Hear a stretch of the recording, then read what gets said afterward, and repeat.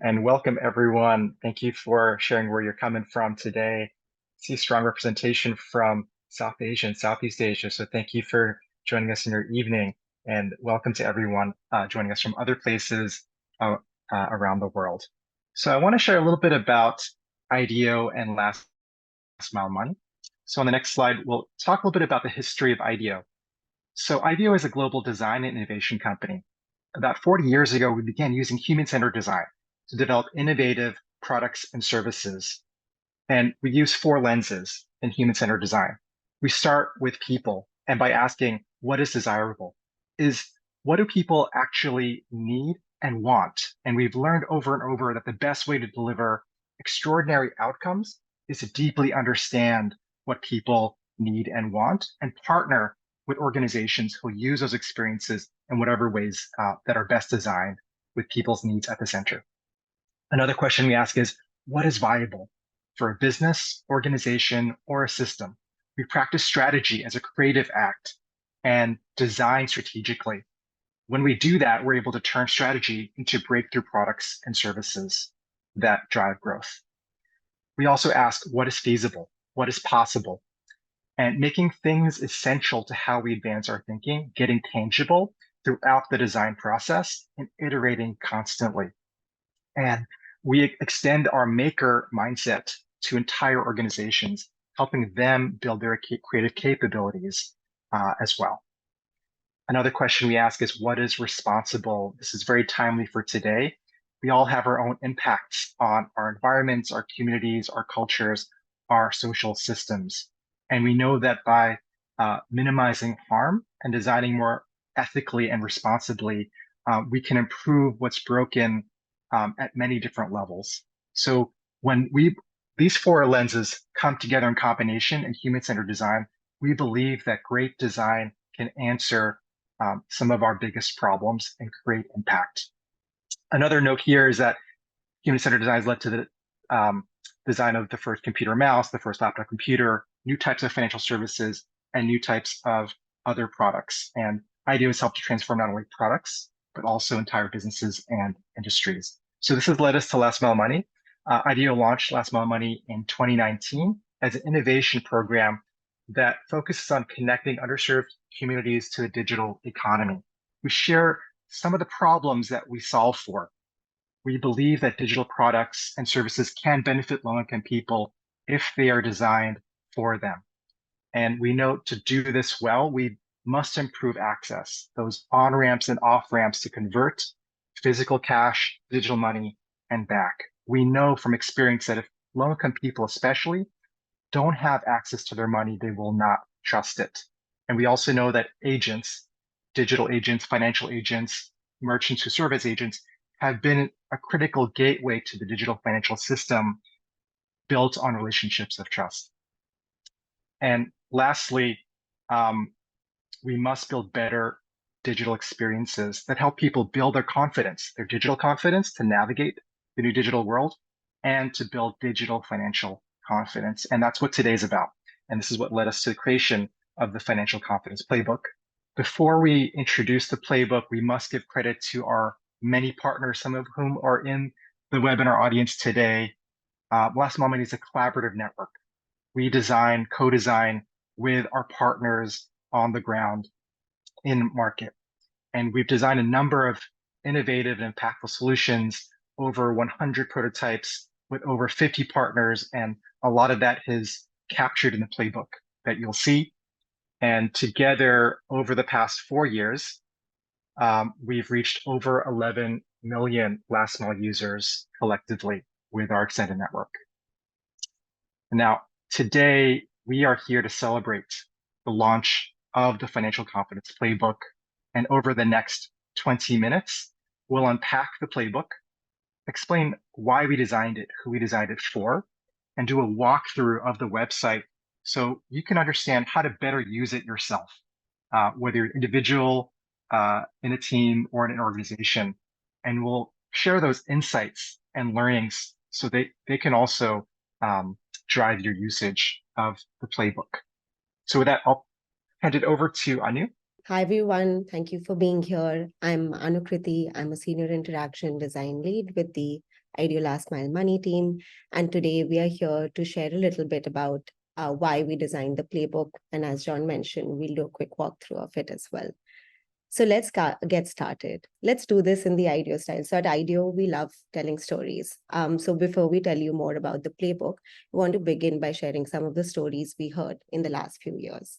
In India, Praveena, a banking agent, shared that the women she serves don't really understand formal banking, but they're pretty adept at understanding their needs, their future, and how to manage cash. While financial terminology has never been a part of their vocabulary, the way they think about their money is quite different. But at the same time, formal finance can feel quite alien to many around the world. In UAE, Bilal, a migrant construction worker, told us when we asked him about his first remittance experience, which he remembered in great detail. A moment of fear, a moment of uncertainty, and all things new. Will my money be safe? Will one wrong move mean my money is lost? Oftentimes, these people have transacted in cash, where the tangibility of cash translates into trust, and digital continues to feel vague, scary, and abstract to them.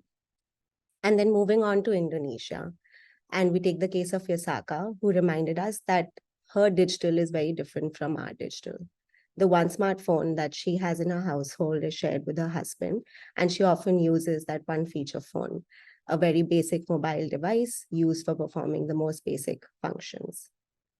These stories are the stories of billion others who have been historically excluded from the formal financial system. They often have lower income, lesser formal education, are either underserved or underbanked. They live in emerging markets, and for most of them, they're just finding their home on the internet. And chances are that the reality that these people live is significantly different from those of us who are on this call today. We've changed multiple phone devices. We hold a bunch of credit cards in our wallets, even mobile wallets now. Cash is a thing of the past for some of us, and we have multiple accounts that we use to make our money work for us. For them, all of this is new. The latest GSMA report says that there were almost like 200 million people who came online for the first time in their lives last year. This is equally exciting as it is intimidating. WhatsApp, YouTube are becoming common names, but at the same time, internet has opened up the possibility of connecting to the digital economy and the chance to access financial services. And while all the doors are finally opening, it takes a lot more help and support in order to get them started. And of all of these experiences from entertainment, healthcare, all of them that these new users will face, digital financial services continue to feel the most daunting, complex, and high risk. And let's unpack a little bit of the why. Money works different for them, and there are many reasons. Here are some in front of you. A few which are cash reigns supreme, it's easy to touch, it's free to transact, and even when they do go digital, they're often finding out ways in which they can convert it back to cash. Unlike us, they don't have financial data trails that one can follow easily. This means that you can't bump them up into a product that they really want or give them better pricing that they deserve. And they often transact and plan in shorter time cycles, which means that even when they have committed to a long-term plan, income variability, unexpected expenditure comes in the way and can easily put them off path. And just how money works differently, digital also works different for them. Many of them continue to use these more affordable phones with smaller screens, limited storage, and only end up buying the most basic prepaid data packages, which means that if you're an app that asks for a lot, you're automatically not worth it. On-screen keyboards are hard to use. Mistypes are common. There's fear of entering something wrong, and that often inhibits any sort of engagement. And with the limited literacy that they have, they don't actually read what's written on most of the screens. They rather rely on their visual memory or their muscle memory to navigate their way through. And while their context is different, their dreams are very similar to ours and very simple: a better future for themselves and their families. So while mobile phones and data connectivity are reaching more and more of these poor people, a lack of confidence on how to navigate this new world is continuing to hold them back. At Last Mile Money, we believe that they deserve more than just access. They deserve products that feel uniquely designed for them and ones that they feel confident to use and to navigate through. And we believe that digital financial confidence lies at the heart of it all. So, with all of that in mind, in 2020, we launched the Digital Confidence Toolkit in collaboration with Google's Next Billion Users team and the Bill and Melinda Gates Foundation. The toolkit has a suite of design tools aimed to help product teams make better digital services that work for everyone. And over the past few years, alongside our partners, we've applied these principles and best practices to build the products that we've been building for new internet users. And today, we are proud to launch the Financial Confidence Playbook that takes our digital confidence work one step forward, and by contextualizing it in the context of financial frontiers, and at the same time showcases more actionable insights. While the Digital Confidence Toolkit tells you about what is missing and how to get started, the Financial Confidence Playbook will show you what good design looks like when it comes to digital finance. And today we'll share a bit of what that good design is, some of our best practices, and how you can use the Financial Confidence Playbook. With that, I'll pass it on to Kanika, my colleague, who will talk us through some of our learnings. So glad to see everyone here today. Hi, everyone. I'm Kanika, and I've been with the Last Mile Money team for a little over 4 years now. And so much of this playbook is what we've learned building over the last 4 years, and I'm excited to share some of our big takeaways. So the first one that I want to dive into is one that I think applies so commonly across products, across experiences. And this is really a way to meet users where they are in language, in visuals, and in the experience. And so we like to call this moving from percentages to plain everyday language. As Anu mentioned, what Pravina said, low-income users are really adept at managing their money. They know exactly which pocket of cash to spend from, and which pocket to save within. But when they think about how they operate their money, they think about what they do with it. So you will hear them often say that they want to accumulate money to buy something instead of saving in a fixed deposit. Similarly, people think in whole numbers and not in percentages. So when you ask someone how they're saving, they might say that they expect to earn 50 rupees for every 1,000 that they put into their savings group. And hopefully by the end of a year, they would be able to buy a TV. And so this really is a learning that we have applied across multiple products. And one such example is this one where we learned that money, like you just explained, is both a functional and an emotional asset for people. They think of it as a way to get things done, but they also define having money as having peace and having a safety net for a rainy day.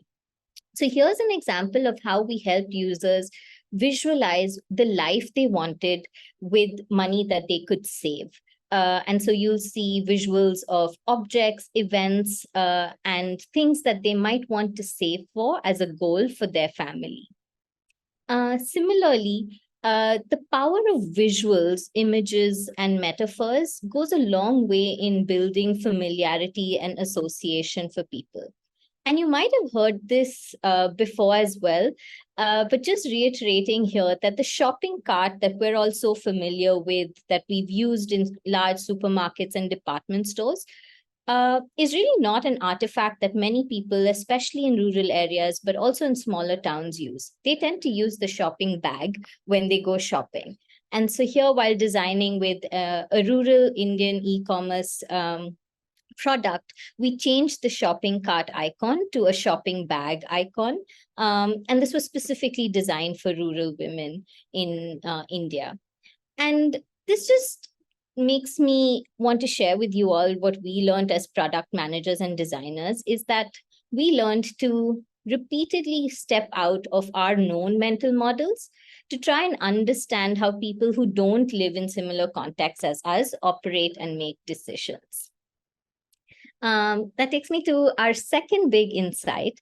We've all probably heard the saying, less is more. And this cannot be more true than when designing for digital financial product experiences for new to internet users. And specifically saying this because as product leaders, we sometimes tend towards showing all of our features and solutions to our users. But while this is great and might in some instances excite and motivate a user, we've seen that oftentimes, and in fact many times, it tends to overwhelm users, especially the more underserved users like less literate women or less literate users. These people tend to prefer to build trust and engagement over a period of time. And while all at once may not be the solution, when we think about one at a time and building towards higher order transactions or breaking it down step by step, it's important to also bear in mind that as we break down these steps, we make sure that the value unlocked at each step feels proportionate to the effort that a user has put in. And so an example of this that we like to call out is one of our partners, Mool, a neobank in India, broke down the common KYC. For those of you not familiar with KYC, it is the know your customer step that most users are expected to go through when signing up to a financial product. And it is, in fact, quite an overwhelming and scary moment because it's when you get verified to access a financial product. And what Mool did was actually break down this complex process into smaller steps. And to balance out the value creation end of the equation, what they allowed users to do was explore certain features from their suite of products based on the KYC steps completed. And at Last Mile Money, we love to call this the look before you leap principle, which really allows someone to get familiar or to get a sense of what's to come before making high commitments or large commitments like sharing personally identifiable information. Step by step also actually just makes it so much more manageable and less overwhelming for such users. You might have heard Anu talk about the two toolkits we designed. One was the digital confidence one, and the other that we're launching today, which is the financial confidence toolkit. And here's a great example of a way to build up financial confidence alongside digital confidence. And this is what we designed with Operata, a liquidity and working capital solution provider for micro merchants in Uganda, where the goal was to help merchants or small business owners who don't have sufficient credit worthiness to work their way up to high value loans. And at the same time, this approach, which is a ladder to work up to higher value loans, allows people to explore and leverage credit in low stakes ways as they move up to higher risk. It also allows them to learn and build financial literacy in bite-sized ways and while doing, instead of being told how to do it. Quick outcome that we're really proud to share. Once Operator actually put this in action, they saw a drop in defaulting users from 15% down to 3%. Moving on to our third insight. This one, like at IDEO, we love to talk about analogous inspiration. And so one analogous inspiration that I think really resonates with this principle is one from healthcare, where we've all spoken about prevention being better than cure. Similarly, when designing for new to internet users, first-time digital financial transacting users, it's important to design for support more proactively, build those safety nets ahead of time, instead of troubleshooting when something goes wrong. And how this might play up is imagining ways to design or build in positive friction, creating moments of consideration, and really intentionally thinking through negative or error flows so that people know that when something goes wrong, they can correct their mistakes, especially because one mistake can really set low-income users or first new to internet users, they can set them back quite significantly. both in terms of their trust to use digital financial products, but also in their confidence and their ability to use such products. And sometimes this is further amplified when the interaction pattern is something that they're not so familiar with, like typing. And so while we design for positive friction and for introspection, it's also important to think through the interaction pattern when you're building for new internet users. And so one such example is where we learned during research with migrant workers that Anu was referring to in UAE, that the moment of remittance is really a moment of great fear and worry that they will input the wrong bank account information and then lose their hard-earned money while transferring it back home. And so even in assisted models where they typically would go to an agent to send money back home, they preferred to hand over a past receipt or a bank passbook or an artifact that had the information instead of verbally sharing that account information with the agent. And so we wondered how it might be possible to extend that mental model and that preference into the digital world. And here you'll see we leverage technology to allow them to take a photo of the receipt, because all of them carried a past receipt instead of typing. But we also made sure that they have the agency and the option to type if they preferred to or chose to. Another example is where a lot of us as product designers and managers tend to believe, and this is true for many digitally savvy users, that making the experience as seamless and frictionless as possible leads to more adoption and less churn. And while that is quite true for digitally savvy users, we've learned that, especially for financial transactions, it's important to build in some positive friction to give users the power to introspect and make a careful and intentional action. And so you'll see here that we changed up, and this is now a pretty common interaction, we changed up the click button to confirm to a swipe to confirm, just adding a few extra seconds. And something you might not see so clearly here is in this box titled frequency of access, there is a red flag. This red flag is another way to demonstrate that you've built safety nets for your users. It is to caution a user against patterns that you might see out of the ordinary, so they take a moment to read and consider it. And finally, the last insight or learning that we've had is people at the last mile, much more than those in urban areas, are very connected to the community they live in. They consider people in and around them their confidants and influencers and advisors. And you'll often see a group of people in rural areas kind of coming together to solve one person's problems. And so as we think about designing for such users, we've thought a lot about how we might mimic elements of this community and engagement in the digital world. And therefore, you might have heard us say, or you might have read in the toolkit, that we talk about digital only being the start, and that it's important to design both a high-tech and a high-touch approach, especially when it comes to financial services. And so while doing that, we built this prototype as a way to increase trust and transparency in an assisted model. So here we realized that a lot of digital financial transactions at the last mile are assisted by someone in their community, or is sometimes a formal assistant, like a bookkeeper or an agent. And here we tested the idea of what it might look like for an agent in a moment of confirmation or verification to turn the screen and visualize and help the user visually read in bold their current financial status.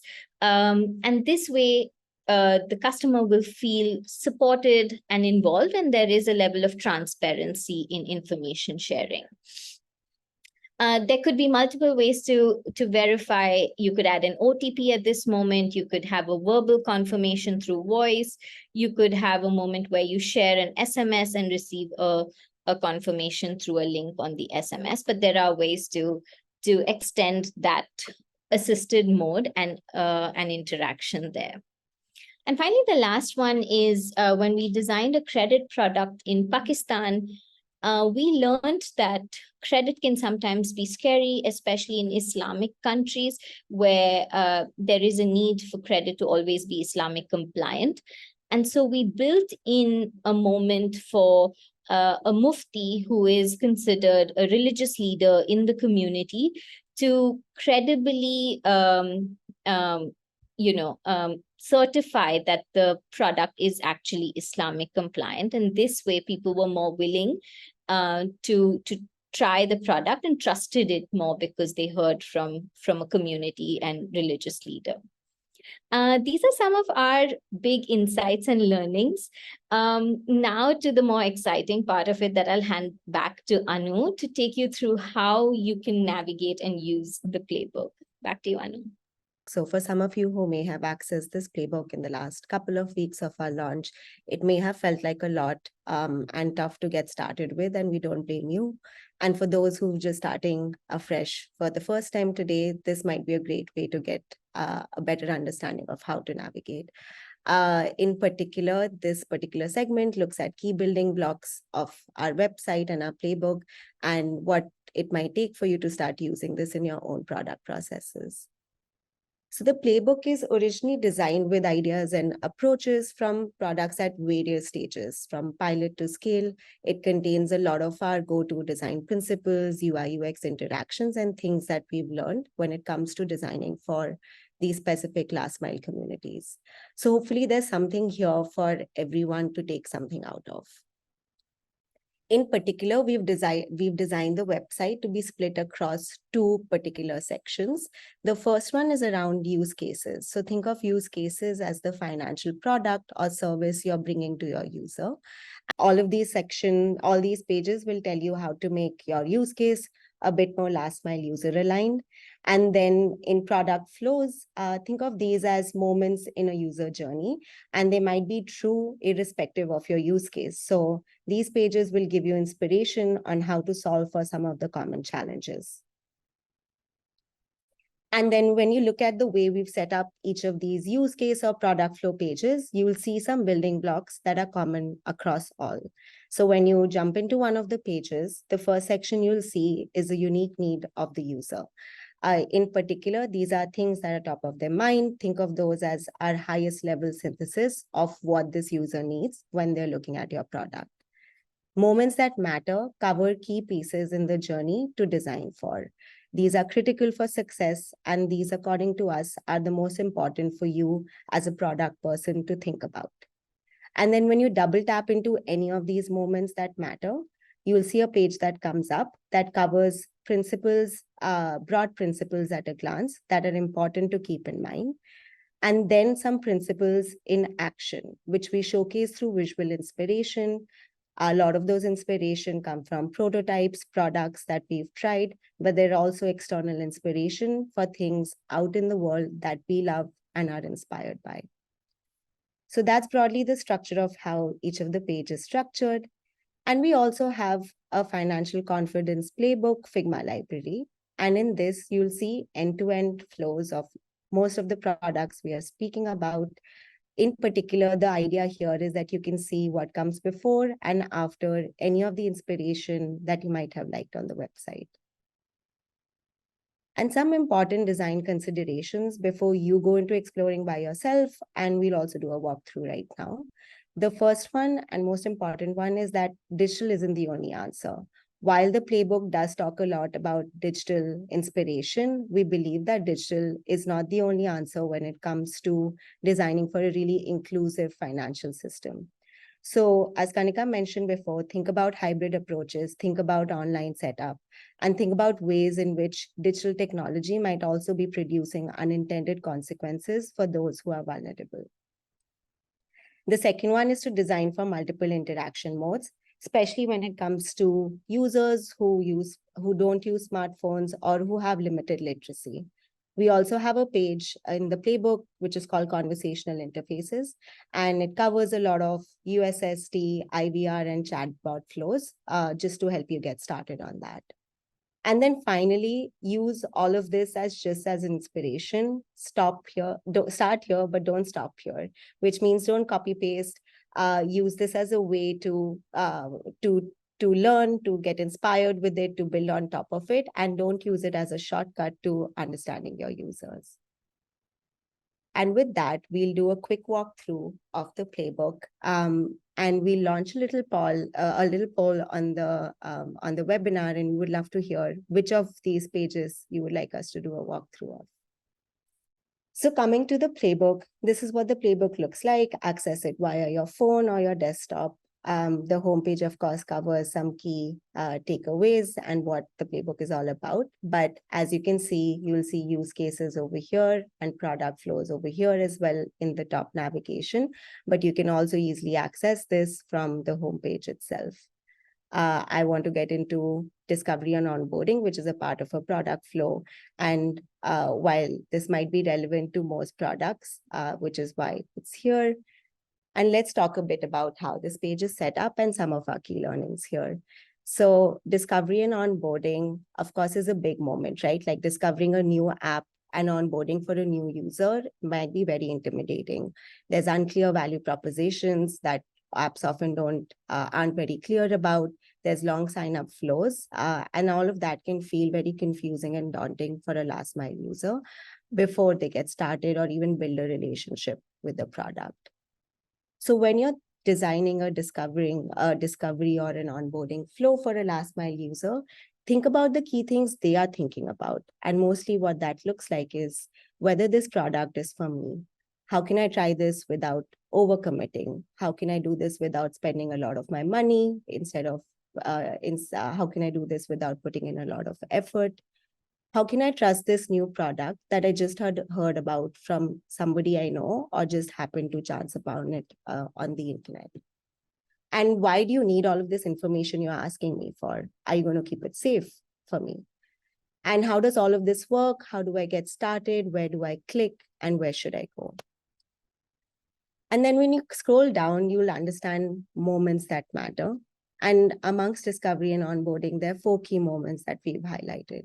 First is the moment of creating awareness. This is when you want to build for more intuitive discovery. And if you have field staff agents, how do you help them make users feel excited to try your product out?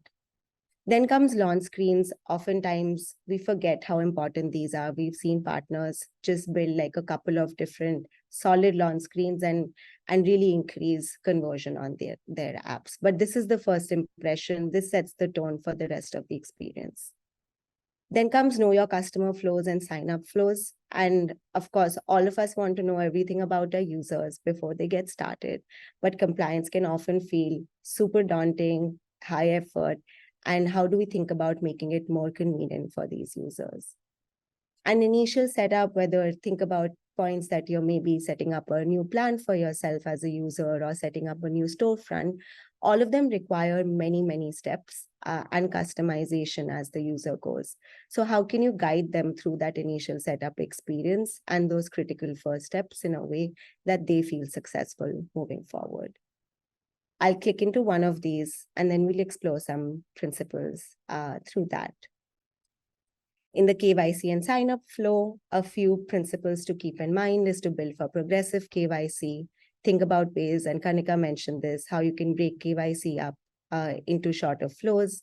Think about how you can signpost where they are right now, what's next and what comes later. And then finally assist them in filling out that profile quickly. So just to quickly glance over some of this, and we'll let you all go into deeper detail at your own pace and at your own time. But just some examples for what building for progressive know your customer experience looks like is showcasing pre-KYC access so that the user knows the value of your product without giving all of that information away.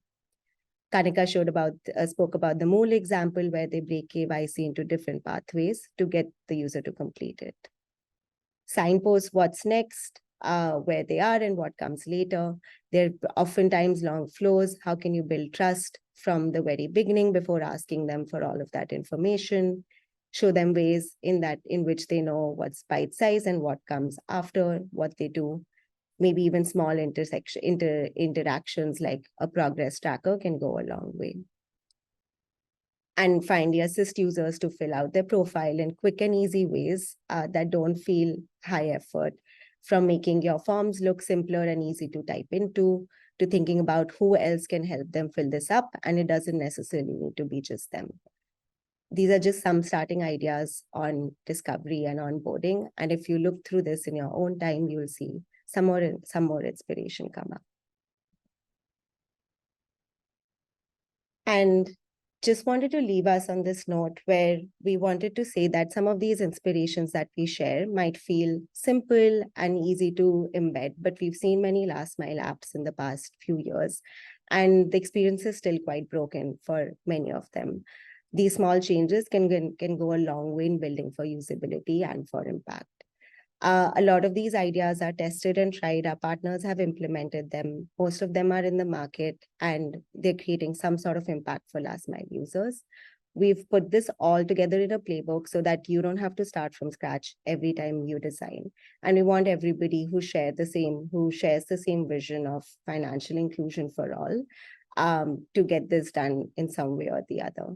So please build on this playbook, use it to be inspired, expand on it, and use this as the new baseline. And that brings us to the end of our share, and we'll move us into a Q&A panel after this.